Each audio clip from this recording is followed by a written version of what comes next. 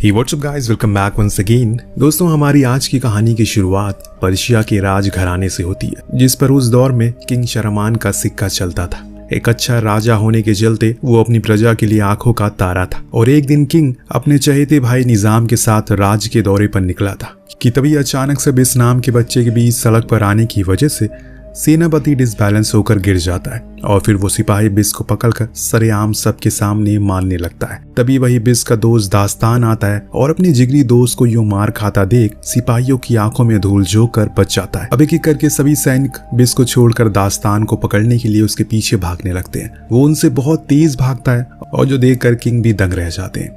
इतनी छोटी सी उम्र में राजा से लोहे लेने की हिम्मत आखिर बच्चे तो छोड़िए बड़ों में भी नहीं है। फिलहाल कड़ी मुशक्कत के बाद आखिरकार सैनिक दास्तान को पकड़ ही लेते हैं। अब वो बस उसे जान से मारने वाले होते तभी किंग आकर उन्हें रोक देते हैं और दास्तान से उसके परिवार के बारे में पूछते हैं। जैसे ही वो उन्हें बताता है कि वो लावारिस है, उसके आगे पीछे कोई नहीं है। ये सुनकर किंग बच्चे की बहादुरी पर फिदा होकर उसे अपना तीसरा बेटा बना लेते हैं और अपने साथ पर्शिया लेकर चले जाते हैं, जहां वो राजा के दोनों बेटे टस और गार्सिफ के साथ मिलकर एक राजकुमार की तरह शान और शौकत से अपना बचपन बिताता है। देखते ही देखते 15 साल बीत जाते हैं और ये तीनों भाई अब बड़े हो चुके हैं।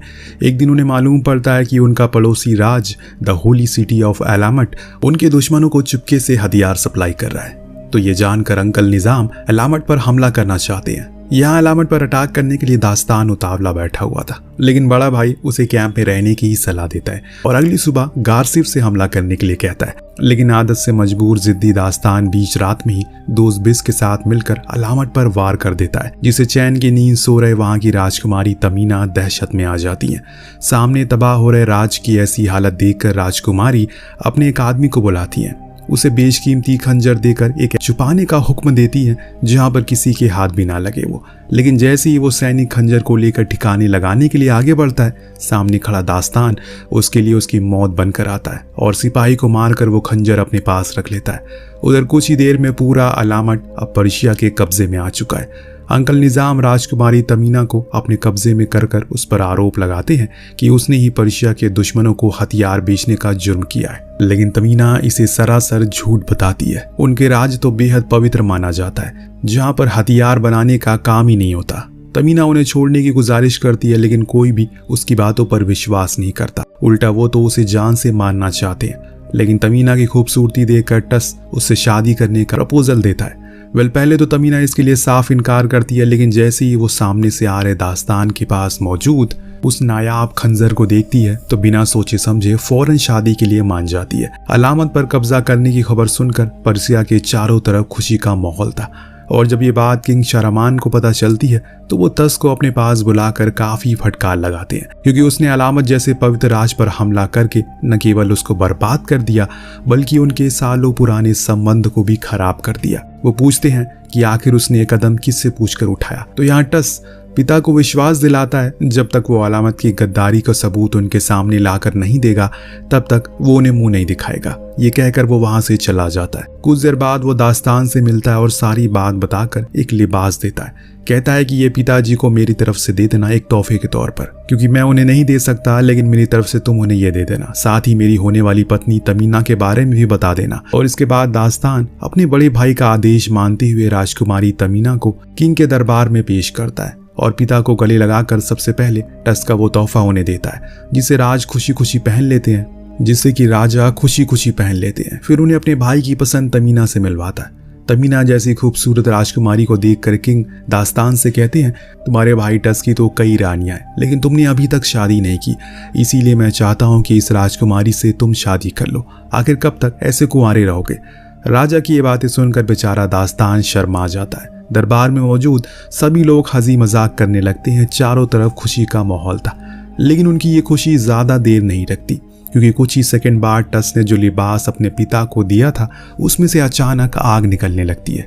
उसके अंदर मौजूद एसिड राजा के पूरे शरीर को झुलसा देता है, जो देखकर सभी दंग रह जाते और अंत में राजा की मौत हो जाती है। अब जो कि ये लिबास दास्तान ने दिया था, सभी को लगता है कि दास्तान ने ही राजा को मारा है। यहाँ तक कि खुद गार्सिफ अपने भाई को पकड़ने का हुक्म देता है। तभी बिस अपने दोस्त को बचाने के लिए आता और सैनिक उसे वहीं मार देते हैं। पहले पिता और फिर जिगरी दोस्त बिस को यूं सामने मरता देखकर वो पूरी तरीके से टूट जाता है।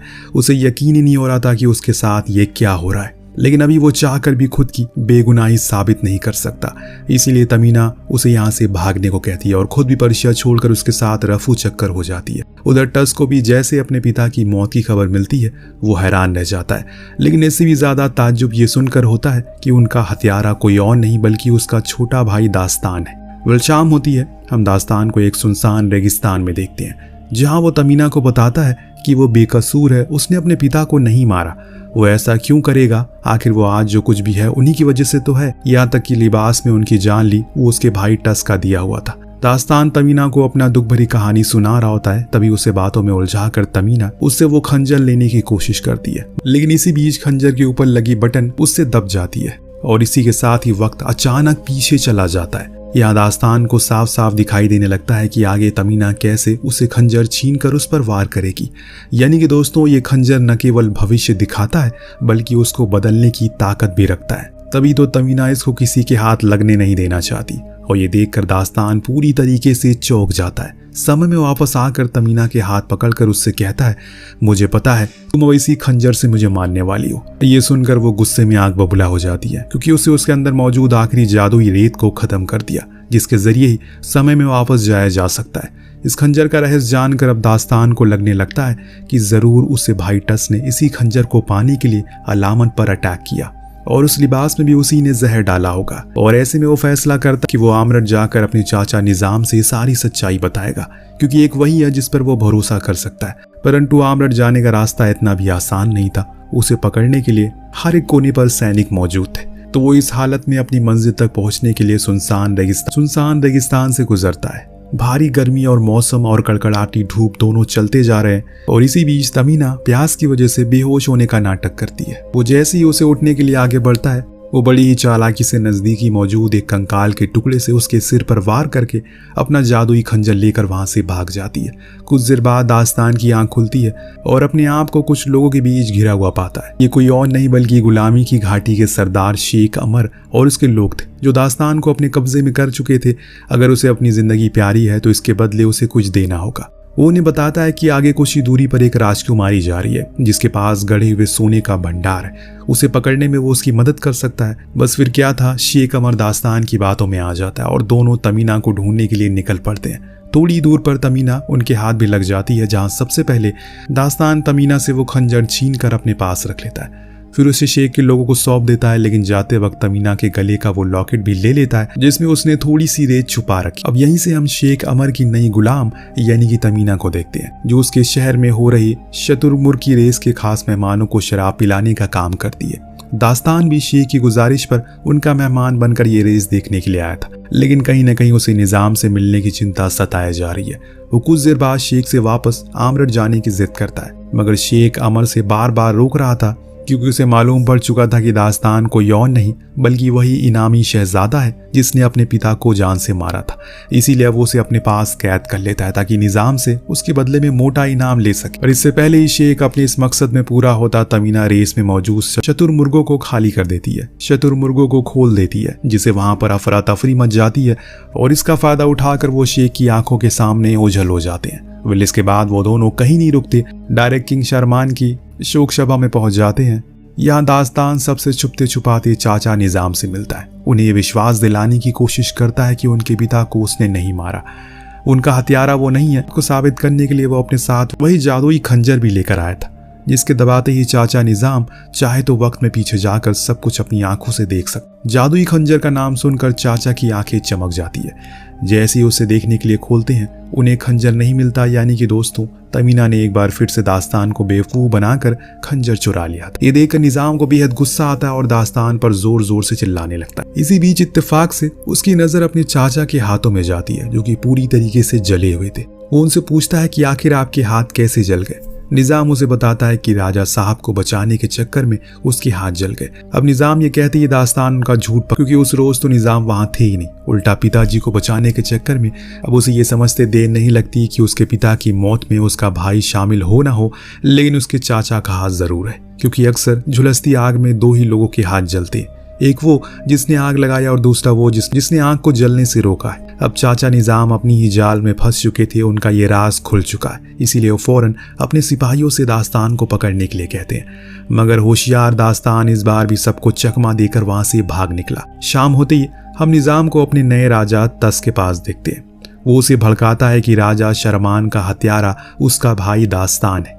उसे मारने के लिए वो आया था, हमें जल्द से जल्द उसे मौका वारदात पर जान से मारना होगा। लेकिन तस भी अपने पिता की तरह बिल्कुल दयालु राजा था। वो ये सब कुछ कायदे कानून के हिसाब से करना पसंद करता है। अब यहाँ बात ना बनने पर निजाम सीधे हसन सिंह के योद्धाओं के पास पहुंचता है। दोस्तों, ये उस वक्त खूंखार हथियारे हुआ करते थे जिनके पास न केवल काली शक्तियां थी बल्कि वो सांपों की भी भाषा जानते थे। निजाम यहाँ उनके लीडर जुबैर से किसी तरीके से दास्तान को और उस खंजर को वापस लाने की गुजारिश करता है और इसके बाद जुबैर और उसके लोग दास्तान को ढूंढने के लिए निकल पड़ते हैं। वहीं दूसरी तरफ दास्तान रेगिस्तान में घोड़े के निशान के पीछे चलते चलते आखिरकार एक बार फिर तमीना को पकड़ ही लेता है और उस खंजर को भी अपने पास रखकर पूछता है कि आखिर इसमें ऐसा खास क्या है जो निजाम भी इसके पीछे पड़ा हुआ है। यहाँ तमीना उसे कई 100 साल पुरानी कहानी सुनाती है जब पृथ्वी पर देवताओं ने कहर बरपा रखा था। तब एक बच्ची ने उस तूफान को शांत करने के लिए खुद की बलि दी थी और सारा तूफान एक शीशे में कैद हो गया जो कि उसी खंजर में लगी हुई है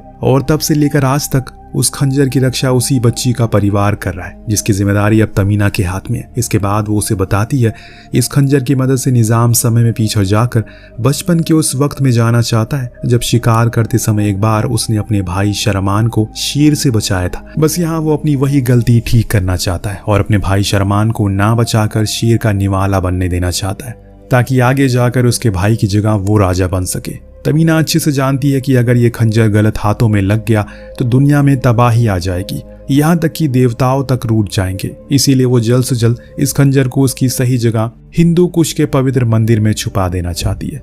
तमीना की बातें सुनकर दास्तान भी इसमें उसकी मदद करने का फैसला करता है। फिर दोनों उसी मंदिर की तरफ निकल पड़ते हैं। वो कई दिनों तक ऐसे पैदल चलते रहते हैं। रास्ते में पानी खत्म होने की वजह से उनके सामने एक तालाब नजर आता है। तो वहीं कुछ देर वो आराम करने का सोचते हैं, तभी अचानक उनके सामने शेख अमर से होता है जो उन्हें कई दिनों से ढूंढ रहा था क्योंकि उनकी वजह से उसे काफी नुकसानों का सामना करना पड़ा। यहाँ तक कि तमीना के चलते उसके सारे शुतुरमुर्ग भाग गए जिसका खामियाजा उन्हें वो निजाम को सौंप कर भरेगा। तमीना उसे समझाती है अगर उसे उनके बदले सोना और रुपया ही चाहिए तो बेहतर होगा हिंदू कुश जाने में उसकी मदद करे जहाँ पर एक सोने का मंदिर है। वहाँ जितना चाहे वो सोना लूट सकता है। पर शेख अब उनकी बातों में नहीं आने वाला। रात में जब ये लोग आराम कर रहे होते हैं तभी वहां पर हसन सिंह की जल्लाद सेना सांपों के साथ पहुंच जाती है। इतने में एक आदमी की नजर उन पर पड़ती है और वो घबरा कर उठता है। दास्तान की भी आंख किसी चीख पुकार से खुल जाती है। वो रेगिस्तान की मिट्टी में छिपे एक एक सांप को बारी बारी काटने लगता है और ये सब कुछ उसने समय में पीछे जाकर उसी जादुई खंजर की मदद से किया था। ये सब देखकर शेख अमर उनका शुक्रिया अदा करता है। दोनों को जिंदा छोड़कर उनकी मंजिल तक पहुंचने का वादा भी करता है। अब यहाँ से ये लोग हसन सिंह की सेना से बचकर गारसीव के पास पहुंचते हैं। दास्तान अपने भाई को समझाने की कोशिश करता है कि उसके पिता को उसने नहीं मारा बल्कि इसमें निजाम चाचा का हाथ है। वो उसे निजाम की सारी हकीकत बताता है जिसे सुनकर गारसीव को अपने भाई की बात पर थोड़ा यकीन होता है।